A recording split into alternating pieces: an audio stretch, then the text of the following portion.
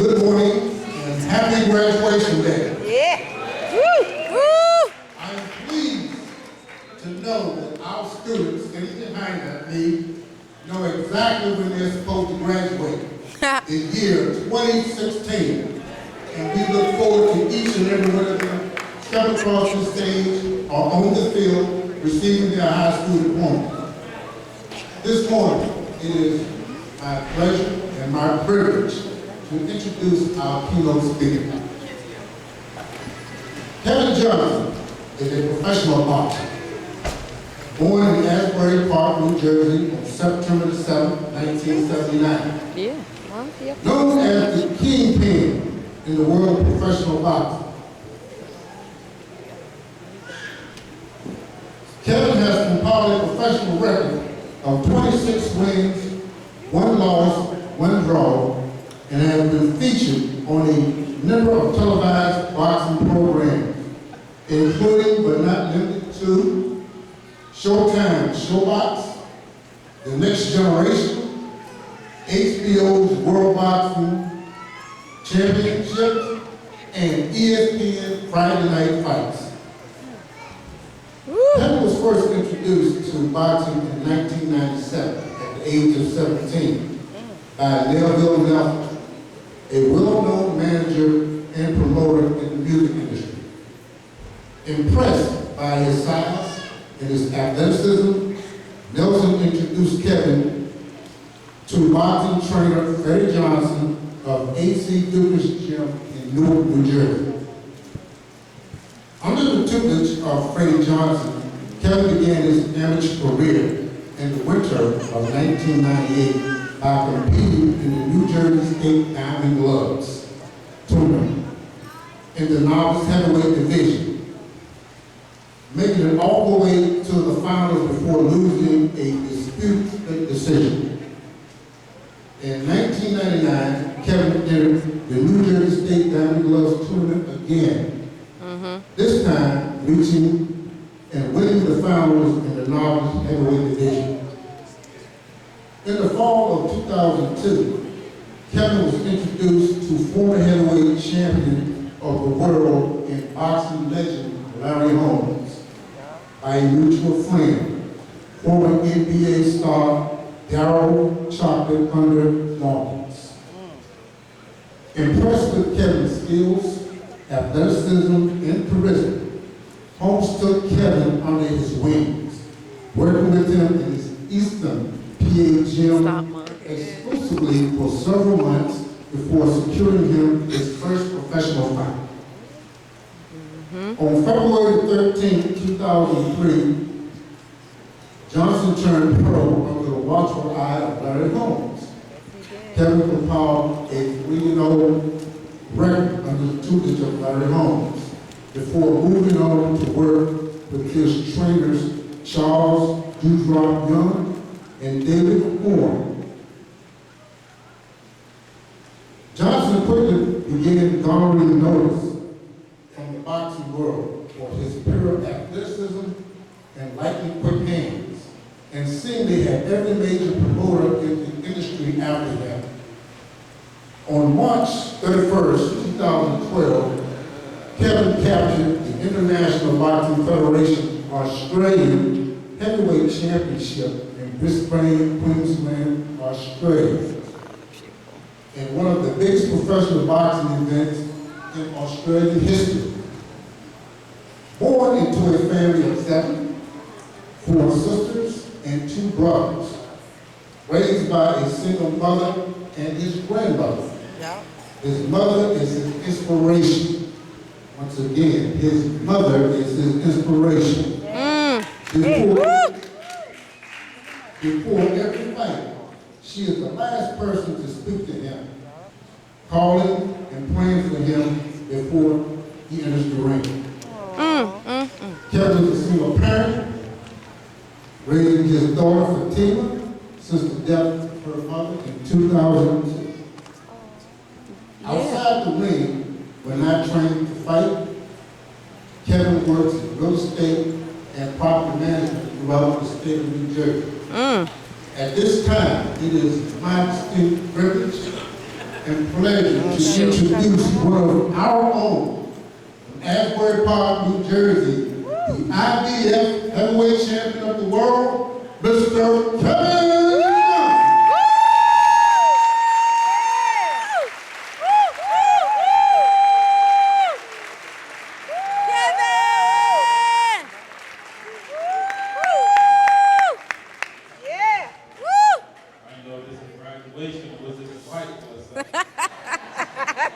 Scared me for a minute. Next week.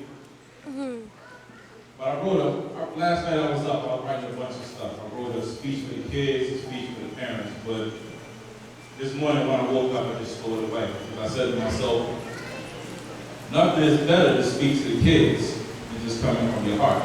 Yeah. My life is truly from the heart. Exactly what these kids are doing, exactly what you parents have done. I've been in their shoes, I've been in your shoes. Except I made traumatic experiences throughout my life to make other decisions to not do it the way you guys did it. Ladies, you're doing a wonderful job. I like these numbers. These numbers are so great. Fellas, you're doing a beautiful job too. I mean, you chose to strive harder than a lot of other gentlemen chose to strive. But ladies, there's a lot of ladies up here. Yeah.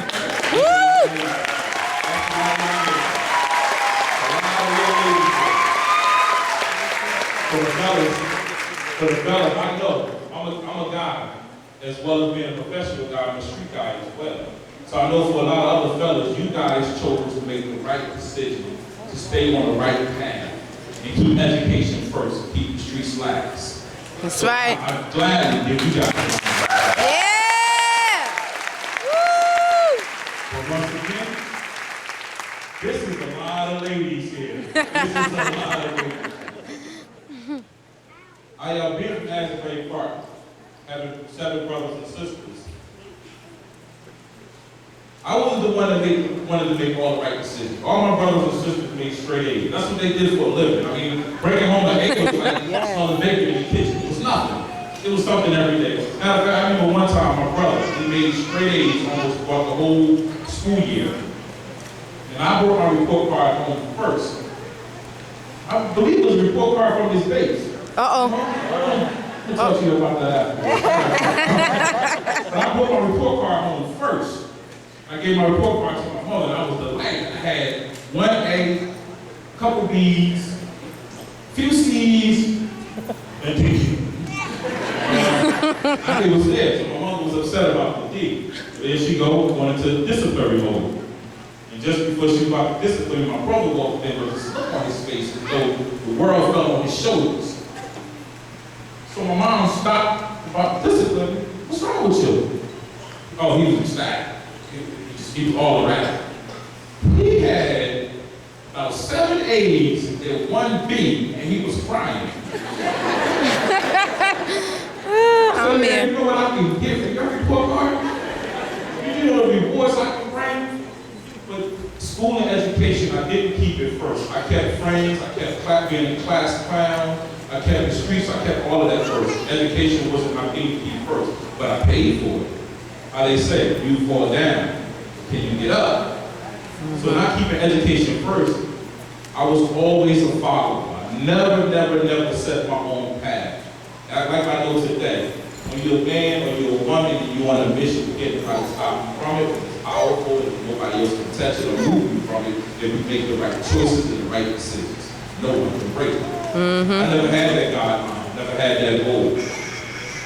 But as I went on to make the wrong decisions, education became further and further the last thing that I was interested in. But at the same time, it was something that was going to haunt me for the rest of my life. I never understood. So I left my education alone.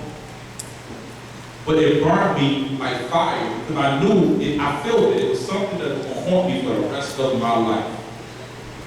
When I dropped out of school, the streets was fun, it was beautiful. But education was still haunting, and it was still haunting, it was still haunting. So I decided to come back.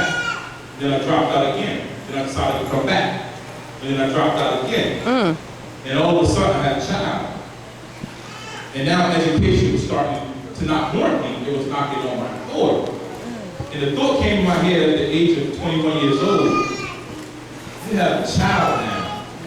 And due to the fact the situation my mother's passed and deceased, you have a child that you have to raise now. How smart will you be for her? I didn't know the answer to that question. Until previously, the last grade I completed was the 8th grade. My daughter's going into the 8th grade. We're at home, I'm walking my dog. My daughter calls me on my cell phone. She says, Daddy. I said, Dr. Winston, what? I need help with my homework. Oh, one of your aunties. Call me. So aunties wasn't available, nobody wasn't available. So I actually had to sit down and look at the last homework assignment that I looked at school in front of her. And had to ask myself, can I really help her with this? Education is now home like a host. Now my daughter going into 8th grade, that's the grade I dropped out of. I had to educate myself. Everything I forgot about for 5 years, I had to go back and do in night school, vocational school. Right. I had to give up a lot of things, a lot of places, a lot of travel, a lot of time, a lot of finances, just to go back and chase the one small thing that's free, education. Yeah.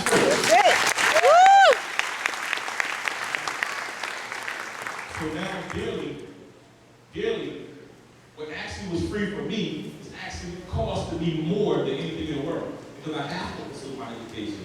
You got lawyers, you got managers, you got advisors, you got promoters, you have advisors, you got agents, you have so many people out here in the world that you have to do paperwork with. And when you make it to the line of league in the sport where I've been to, or in life where I've been to sit back and financially make beautiful, substantial amounts of money, you gotta watch it. And if you're not smart, they're gonna get you. Trust me, I've been got it.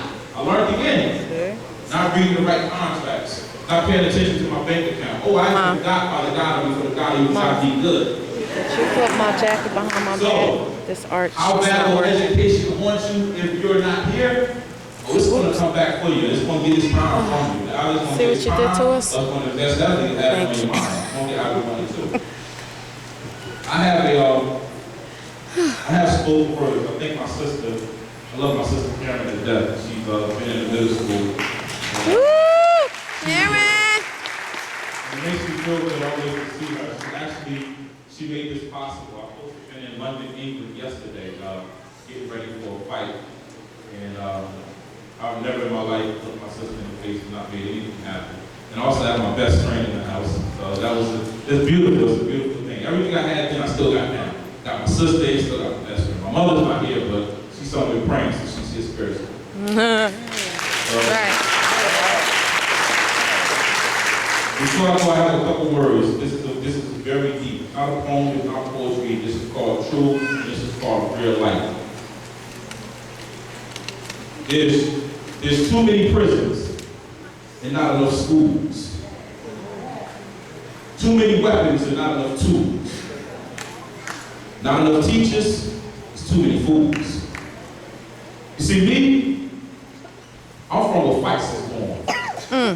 I'm from where nights is dawn. I'm from the ingredient spit from the sun. I formed an allegiance with being the number one. The letter A, the end of the day. The why, the wisdom, the wish, the will, the river, the tree, the try, the track. The rub on my neck, the back of my thigh. The glitter in my eye. Paired what I'm intrigued by. Tried by what I believe by. I've taken on the likeness of love, the harbor of hell, and that wonders of the weird afterwards.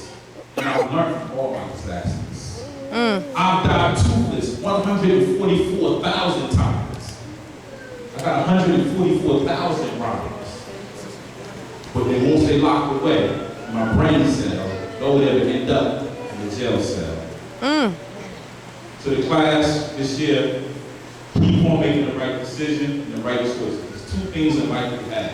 And I'll tell you this right now. All day, every day. Choices. You're going to make maybe about 100 of them. But out of 100 choices you make, there's only about 5 major decisions that you're going to have to chase out. Choices and decisions. You have to stick to the right ones. It's probably a choice of friend, a choice of place, or a choice of thing. The decision to do it, the decision to be around it, or the decision to know where you're going to be. A choice and a decision. That's all I ask from this class. Always try to make the right choice and you end up with the right decision. Thank God. God bless you.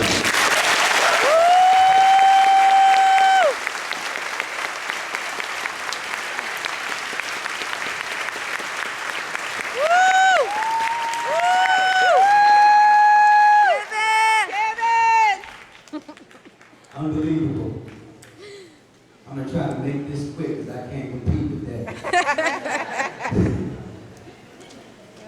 Right now, several times through the course of the year, we've had to contact parents at their home. And in many cases, we had to give them the bad news. Nice. Your son, your daughter, What that mean? not engaging